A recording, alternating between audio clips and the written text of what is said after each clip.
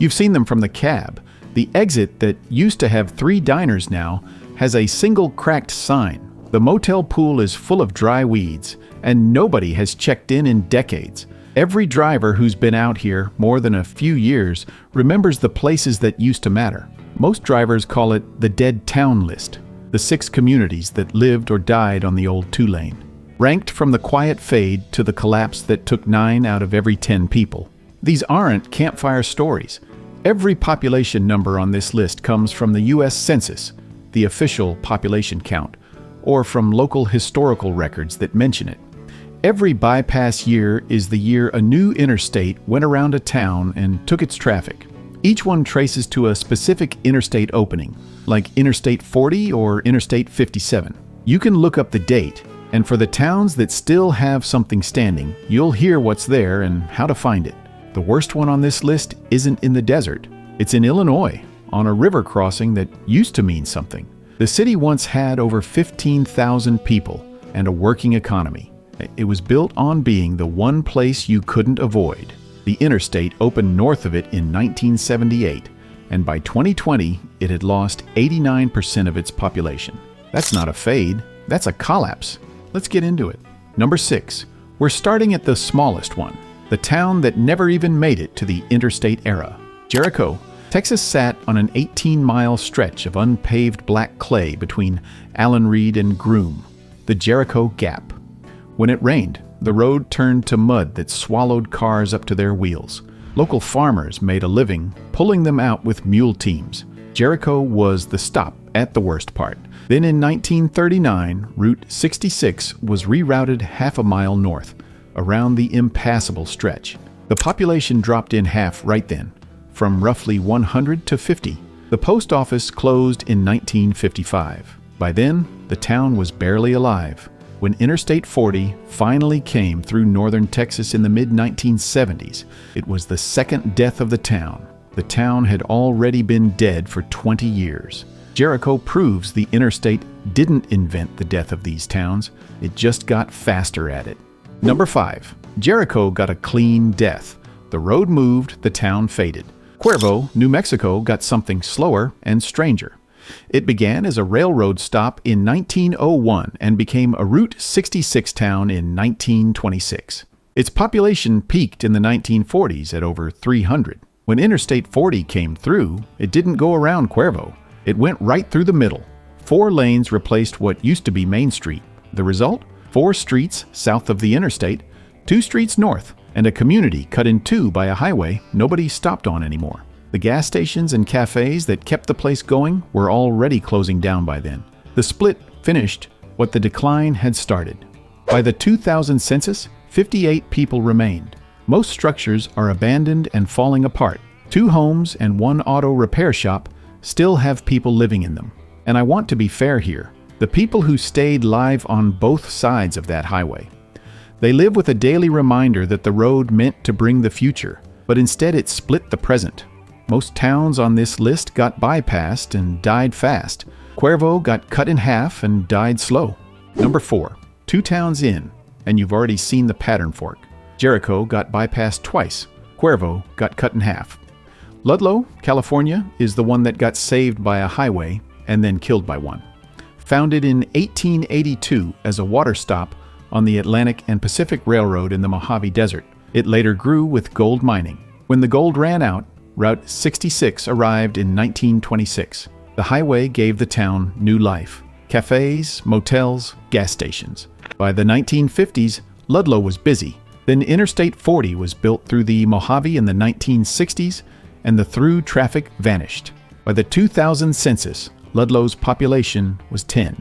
The Ludlow Cafe was destroyed by 2015. What's left? The empty building of the Ludlow Mercantile Company, some trees along the old road, and a neglected cemetery. That mercantile building stands alone in the desert, trees growing through the old Route 66 road, and 10 people still call it home. So far, we've seen 2 different kinds of towns. Remember, Jericho was already a stop on a muddy road before Route 66 arrived. The ones like Jericho and Ludlow had whole economies before Route 66 ever arrived. The ones like Cuervo were built by the highway and had nothing else when it left. 2 stories, same ending every time. Let me ask you, Ever run a stretch of old two-lane and wondered what used to be there? Drop the town in the comments, the one you remember from before the bypass. That's how I'll know who actually made it this deep into the video. And while you're down there, subscribe, creeping. It keeps these stories rolling. Now let's finish this list. The next three are where the numbers turn really bad. Number 3, we've counted down 3 towns so far: Jericho, Cuervo, Ludlow. The common thread is the same. A road moved and the town it fed had a fixed lifespan. Glenrio sits on the Texas-New Mexico border at today's Interstate 40, exit 0. It turned a legal quirk, a state line, into a business. But a state line doesn't matter to an interstate. The 1930s state line, bar, and motel were built on the New Mexico side because Deaf Smith County, Texas, was dry. You wanted a drink, you crossed the street. The town never had more than about 30 permanent residents, but during the Route 66 era, it had gas stations, motels, diners, and the Texas Longhorn Cafe. The Rock Island Railroad Station closed in 1955, first major loss. Then Interstate 40 was completed in September 1973, bypassing Glenrio entirely. By the 2010 census, the population was 0. Today, Glenrio is a National Register Historic District. 12 buildings on 31 acres, all of them empty.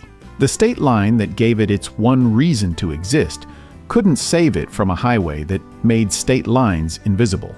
Number 2, we're at the second to last stop, and the math gets severe. Jericho faded before the interstate. Cuervo split. Ludlow died twice. Glenrio emptied to 0. Texola, Oklahoma, is the one where the numbers spell out the collapse in percentages, from almost 600 people to 40. The town sits on the western edge of the state, right on the Texas border. The name itself is a mashup of Texas and Oklahoma. The post office opened in 1901, but the real boom came with Route 66 in 1926. The town peaked at 581 residents in 1930, a few years into the through traffic economy. Gas stations, a general store, a restaurant. Then Interstate 40 was completed north of Texola in 1975, and the bypass drained the town. Current population, roughly 40, a collapse of 93% from the 1930 peak. What's still standing? The Magnolia Service Station, built in 1930 and on the National Register, and a 1910 one-cell jail. The 40 remaining residents still show up to count. Proof that home is still home, even at 7%. You can measure Texola's collapse in a single ratio, 93% gone, and the 7% who stayed still answer when you ask. Number 1, every town on this list lost people when the road moved, but none of them lost what Cairo, Illinois lost, because none of them were ever as big as Cairo was. The city sits at the southern tip of Illinois, where the Ohio River meets the Mississippi, a natural crossroads. Before the interstate, it was one of the most important cities in the interior. By 1920, it had 15,203 people, hotels, bars, restaurants, a working riverboat and railroad hub. Every traveler heading north-south on the Mississippi or east-west through the interior had to pass through Cairo. That mandatory crossing was its entire economy. A town built on one unavoidable crossing is in trouble the moment that crossing becomes optional. In 1978, the Interstate 57 bridge opened north of Cairo, letting drivers cross the Mississippi without ever entering the city. The hotel and restaurant industry collapsed. On top of that, economic and racial tensions had already emptied out downtown. There were documented boycotts. Groups refused to shop at downtown stores in the late 1960s and early 1970s. White-owned businesses lost black customers. Black-owned businesses lost white customers. The bypass finished what those earlier shocks had started. By the 2020 census, Cairo had 1,733 residents, an 89% loss from its 1920 peak. The downtown is largely abandoned. Historic buildings stand empty, and the city continues to shrink. I want to be fair. Cairo's decline wasn't the bridge alone. Earlier bridges and ferries had been pulling river traffic away for decades, and the boycotts emptied downtown businesses before the interstate even opened. The people who stayed through all of that are not the subject of these numbers. These numbers tell a story about money leaving. They are not a judgment on the people who live with the consequences. But Glenrio left 12 buildings on the National Register, Ludlow left a mercantile shell, Texola left a 1930 service station, Cairo left a whole city's worth of empty buildings. And the difference is that a city doesn't disappear like a small village does. It slowly empties out in place, and the people who remain live inside that emptiness. Cairo is number one not because its bypass was the fastest or its collapse the most complete, but because it was the largest. Glenrio lost 30 people. Cairo lost 13,000. That's the difference between a ghost town and a city that spent 40 years watching itself disappear. 6 towns, and every one of them died the same way. A road moved. Jericho got bypassed by Route 66 itself in 1939. The Interstate just finished a job that had already started. Cuervo got cut in half by the road that was supposed to save it. Ludlow got saved by the highway and then killed by it. Glenrio's state line quirk meant nothing once a driver could cross the border at 75 miles an hour. Texola lost 93% of its people in the decades after the interstate opened, and Cairo, a city of 15,000, lost almost 9 out of every 10 residents once a bridge made the river crossing optional. The common thread is the moment a place stopped being somewhere a driver couldn't avoid. After that, the math runs on its own. No customers, no businesses, no tax money, no recovery. The people who still live in these towns, the 40 in Texola, the 58 in Cuervo, the 1,700 in Cairo, are not forgotten details. They're the ones who stayed when the road left, and they deserve their names said out loud. If you've been out here long enough, you've seen a town like one of these.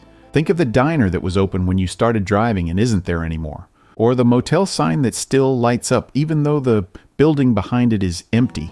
Drop the name in the comments. The town you remember from before the bypass. We read every single comment, and the best ones become the next video. If you made it to the end of this list, you're exactly the kind of person who should subscribe. Channel 19, the CB frequency truckers use, is for the old 2-lane. Until next time, keep the rubber side down and the shiny side up, meaning drive safe, stay safe out there.